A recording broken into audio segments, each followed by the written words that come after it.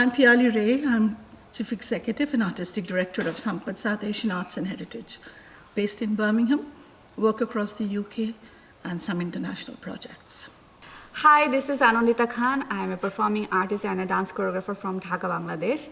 This year I am here in Birmingham to work with Sampad on our new project, which is called Neel Akash. Neel Akash literally means blue sky in Bangla. Neel Akash. Neel is blue, Akash is sky. You know, Bangladesh is one of the most vulnerable countries that faces the consequences of climate change. So we select as the focused region of our story, and we came up with a story that is revolve around a young girl who lives in a very remote area, how her childhood is, how she go through this phase of climate change, and how her dreams are. She's just a regular girl who faces this consequence at a very early age.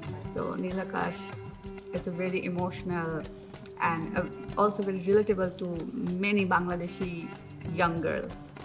I think as a Bangladeshi, you grew up with this story, even if you are not from the coastal areas or the places that faces this flood situation every year. You see in the newspaper, or you read in the newspaper, watch TV, see the newspaper, you know. So you always, like me, I got to know about the climate, the challenges of this climate change, global warming, climate emergency situation from a very early stage. When you are a Bangladeshi, the Bangladeshi people, being a Bangladeshi girl, you know this from a very early age. Because I did one field work before coming here, and I have never been to that village before this project happened. It was my first time visiting Bahadurpur, and it was quite far even from the Sylhet city.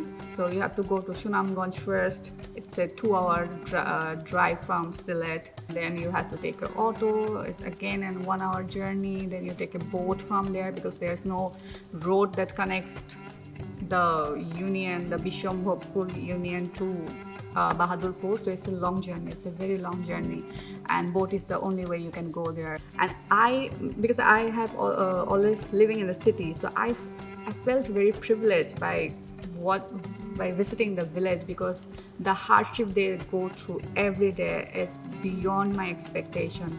For little things, they have to travel by boat and go to the union or go to the city because there's no medical support, medical facilities, government offices, anything near the village.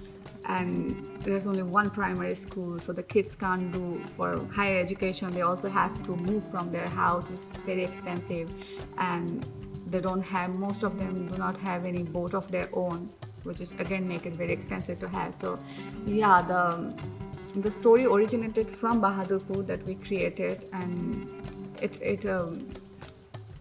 depicts the situation of Bahadurpur villagers. Yeah, every people came to us and they were kind of hoping that we are here to bring them some good news, or maybe we'll build something for them, or we will do something for them, but we were there for another reason. So that was quite a challenge to make them understand our purpose, or for us too, because handling such emotional aspect of them. So it was difficult for me, and I couldn't stay there for a long time, and I had to leave early because the conversation were going really deep. And I also feel that I shouldn't listen to this more, because their expectation may lead up to, like, okay, if I listen to them, and they're hoping that I'll do something for them in the future. So that was very hard. In between the floods, do they just go back to normal life? Do you know, what are they? I guess because they have probably very little resources to kind of build up. So what do they do after each flood, and before each flood, I guess? We have shelter homes in the coastal areas and the places that faces flood, the severe flood every year. There was a shelter, we visited the shelter. It was It was not so far, but yeah, you must have a boat to go there. You have to return to your home after the situation gets better, because the shelter home is actually either government offices or schools that they transform into a shelter home. It's not something just made for the flood affected people to give them shelter. So yeah, when they return, not everyone is lucky. So some may see that yeah, their house is intact, there's no problem, but most of the people, they will saw that the bamboo is only, they will see the bamboo, the rumbles and the piles. Yeah, so it's quite hard when they return, because that I think that's when the challenges, the new kind of challenges appear, because now you need resources, you new kind of help you need from the agencies. So to build the home, to to have the resources again to make your daily life. So the challenges, it never disappear. It comes again with a new shape. And bringing the story here in Birmingham, in Sampad, I had Bhavik with me, Jill with me, Mendy, who is playing the drums, Rochi, who is doing the monologue, who is delivering the dialogues of the script. So the whole team, of course, Piali is always with us, guiding us through the process, and the whole team of Sampad, they are supporting the whole piece, from the emotional background to the realistic. So yeah, it has been a great working experience for me.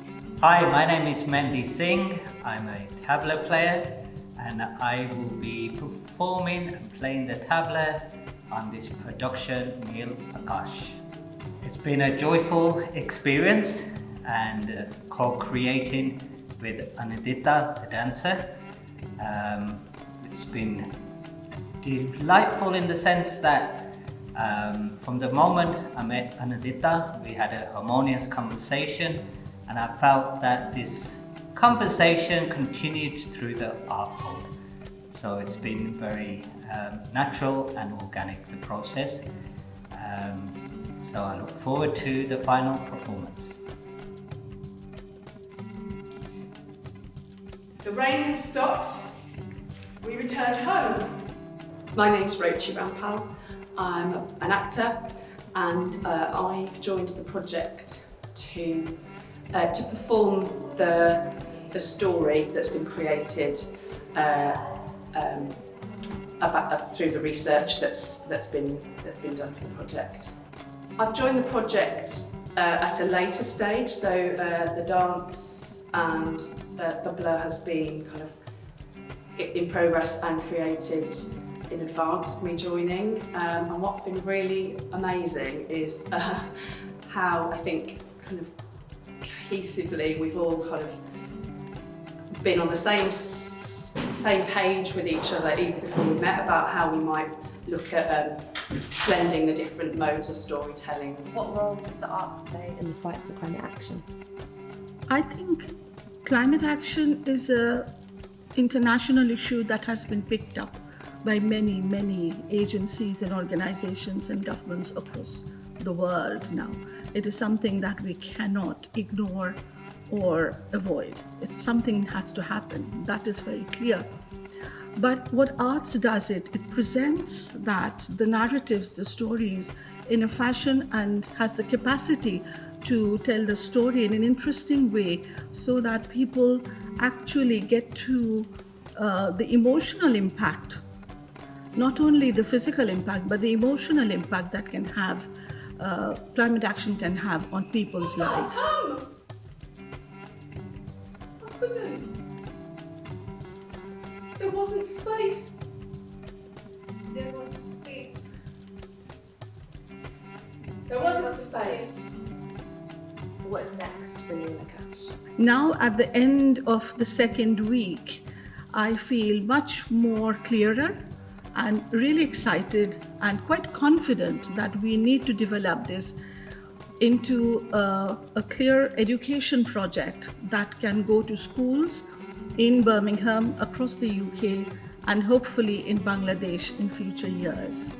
this is going to be a really useful and a powerful tool to put across the message of climate crisis, particularly with young people, and the role and responsibility that they have and they can play in future years in a world in quite a disturbed and a world in crisis that they are inheriting.